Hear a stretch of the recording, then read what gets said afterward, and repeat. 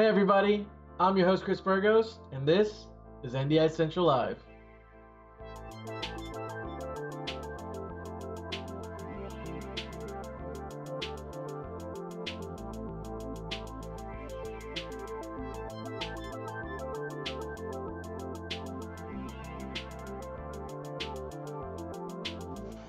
Today I'm here with someone I've been in contact with a lot over the last year, Andre from Medialooks. Andre, welcome to the show.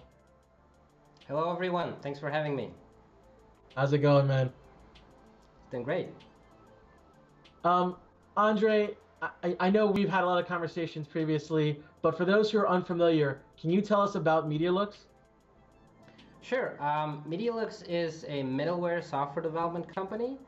Our main business is designing and supporting software development kits that make it easy for software developments to build products that in one way or another make use of video.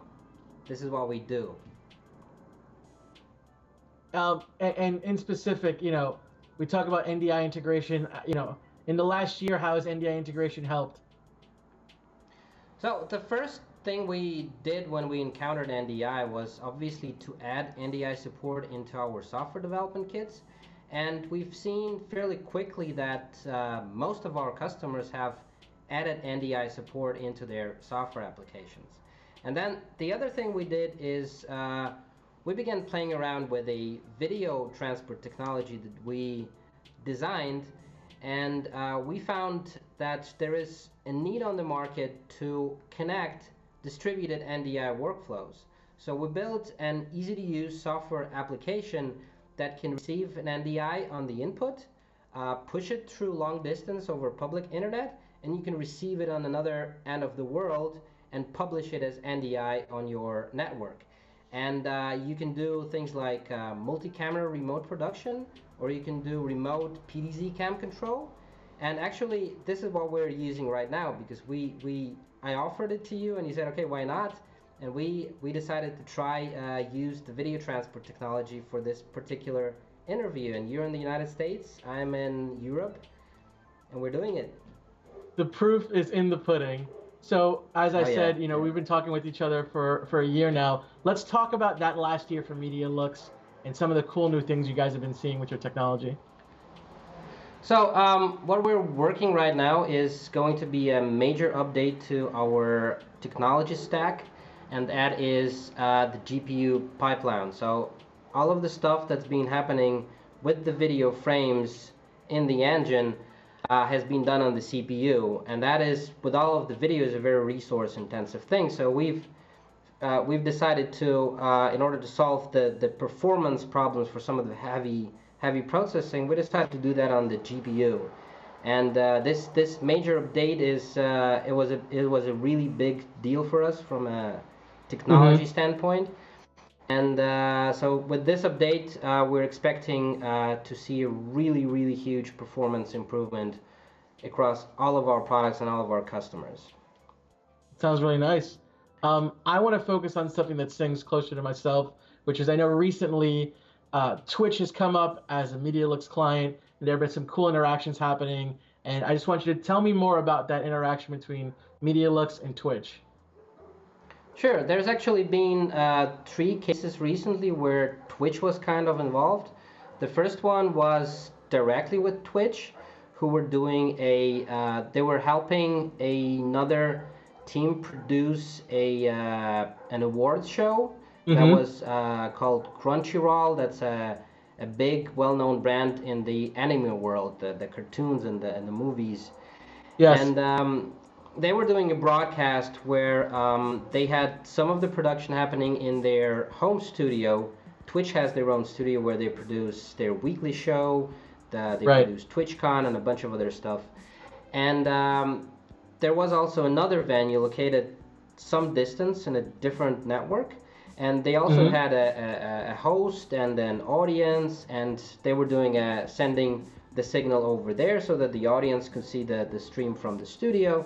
And they were bringing in the feed from this venue, and they were switching between those feeds. And for this transport, they used our product, the video transport tool. And it worked pretty well. There's the case on our blog that explains it, and you can see the video and how it all happened.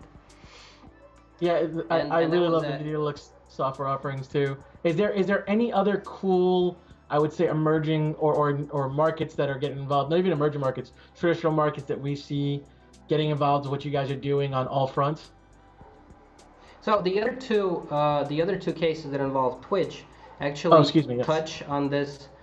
They actually answer to your question, because this is one of the new markets that is really emerging these days, and we're really happy and excited that we're part of this new process. So the two other cases was, one was, there's a company called Hltv. They're basically a media startup that does coverage of Counter-Strike esport events.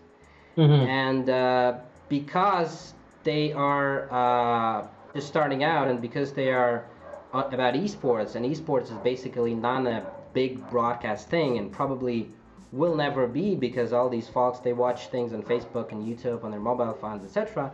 So what they do is basically they use our video transport to set up a remotely produced talk show. So Mm-hmm. imagine that you have a video feed with four cameras, and they're talking one after another. They discuss anything. They're just four people in one stream, and they're all located in different places of the world. They don't have to Mm-hmm. fly to a studio to talk about esports. They do that out of the comfort of their homes. Right. So that's one story, and the other story is a team of streamers, game streamers. They found a way to use our solution to stream gameplay together. So two guys are playing one game, and they have both of their webcams, both of their gameplays in one feed, and they use OBS to create that feed and to switch between the feeds, and they use the same approach to coordinate their gameplay. And we also have another team of four guys doing the same thing, and quite soon we've already seen the first version, but they will make it a better version, where they will produce a video where they explain how to set up our product so that you can build a team stream for Twitch. And so all of this stuff is eventually streamed on Twitch. Sure. Then I'd like to mention that there was another interesting case. There's a company called Hltv, and Mm-hmm. they are essentially they call themselves Instagram for virtual moments, or Instagram for Mm-hmm. games. So you're playing a game, and there's been a fun moment. You want to save it. You hit a hotkey, and because the gameplay had been captured, it saves Mm-hmm. 15 to 60 seconds of the gameplay, and then he picks up his phone and uploads it to their service, and there you have a social experience. And the capture engine of the gameplay was developed using our Key SDK. That sounds really cool, actually. Those are the kind of things we're looking forward to in the new Yeah. spaces. Like, how does NDI enable all these cool things? So before we let you go, Another I just want to go ahead. Another thing about NDI is that I'm not sure NewTek actually thought about that when they were developing the protocol for video production scenarios. I don't think NewTek imagined that it would fill a specific space in the gaming world, because previously, when people were setting up their streams, they had to have a capture card to Right. connect their streaming PC with their gameplay PC. And now all they have to do is just a 150 cents wire local area network, and they do it with NDI, and they're really happy about it. And I think it's just became the default way to do things. So if you're a streamer, if you're in the gaming world, there's no way you do things without NDI. It became a de facto standard. We're starting to see that ourselves as well as we get more involved with these guys. Um, really, all the insight, I really appreciate that. Let's ask the final big question. We have NAB, we're coming up upon it, but what does the future look like for Medialooks? So, well, the future for us is we're going to definitely stick with making sure that our key customers are going to have more opportunities, and we will keep improving our product. And because our customers are, we basically, what we do is we help our customers build products so that they can make money. That's our business model. That's what we do. And so we're going to keep investing into that.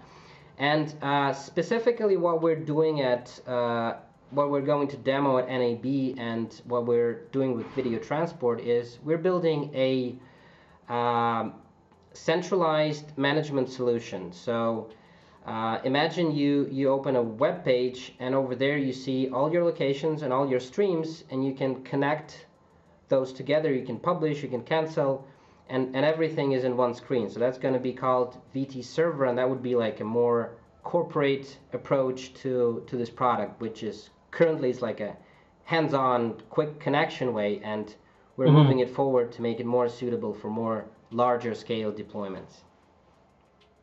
That's really great to hear. Going to be at the NDI Central booth demoing that thing. I look forward to it, man. Andre, I just want to say thank you for joining us on this episode of NDI Central Live. I always appreciate having conversations with you. Look forward to seeing you out there in Vegas, man. Thank you. Love to talk to you.